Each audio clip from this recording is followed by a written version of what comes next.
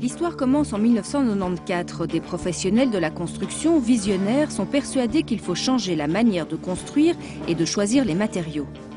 On a voulu avoir un impact sur ce monde de la construction et on s'est dit comment faire en tant qu'entrepreneur. Et la solution qu'on a trouvée, en fait, c'est de racheter un négoce qui était en fin de vie, qui existait déjà, et de l'orienter vers ces matériaux-là. L'objectif est d'offrir une large palette de matériaux verts dans tous les domaines. Pour l'isolation, le magasin propose en priorité le chanvre. Oui, c'est ça, c'est notre stock, une partie de notre stock de chanvre. Donc c'est du chanvre qui est cultivé en France, transformé en Allemagne, et puis ça arrive chez nous. Faire du durable, c'est aussi la proximité au niveau des approvisionnements. La première année, le chiffre d'affaires des matériaux dits durables représentait 1%. Cette année, il est passé à 20%.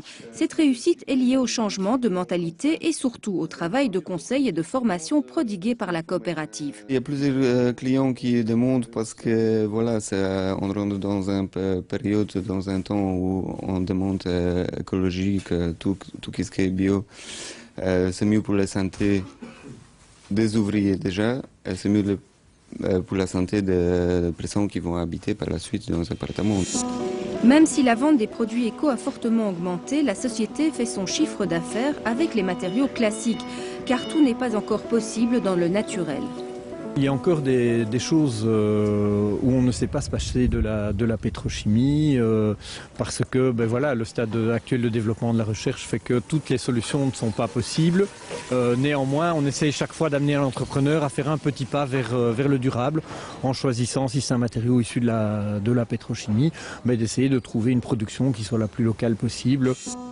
L'emploi des matériaux naturels, est-ce une mode ou une réelle amélioration?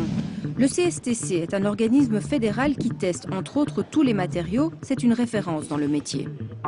C'est pas parce qu'un matériau est naturel qu'il est nécessairement mieux au niveau environnemental. Il faut toujours quand même rester critique et un peu penser à ce qu'il y a derrière. Afin de se retrouver dans les multiples propositions des éco-matériaux, voici quelques astuces.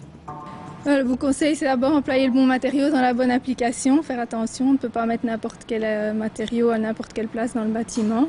Préférez quand même des matériaux avec un agrément technique.